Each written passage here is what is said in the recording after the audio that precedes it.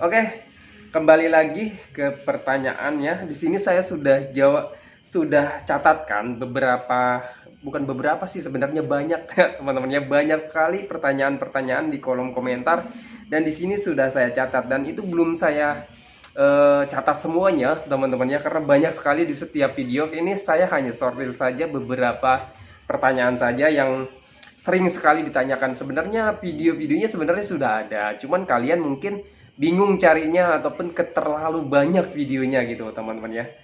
Nah, di sini saya sudah banyak sekali catat ya, tetapi mungkin nanti kalau pertanyaannya itu tidak bisa terjawab semuanya, mohon dimaklum teman-teman ya, karena waktunya terbatas ya. Karena kalau misalkan videonya kepanjangan, biasalah HP saya itu suka ngeblank teman-teman ya. Oke, pertanyaan pertama ya. Bang, kenapa kalau kena dingin atau ruangan ber-AC, dada suka nggak nyaman?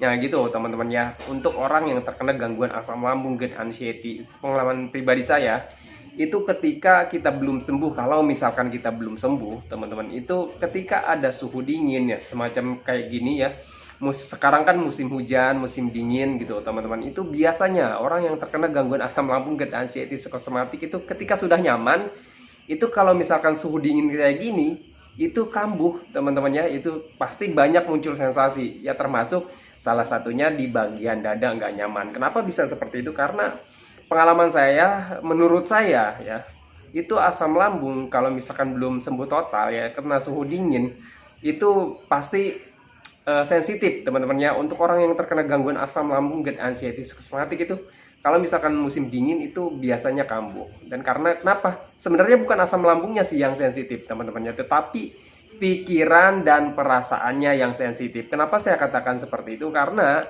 dulu juga kita itu sering mengalami sensasi-sensasi gangguan asam lambung sebelum terkena anxiety psychosomatic disorder. Kenapa saya katakan seperti itu? Karena dulu juga memang pernah ketika kita kena hujan terus ataupun musim dingin seperti ini, teman-temannya musim hujan.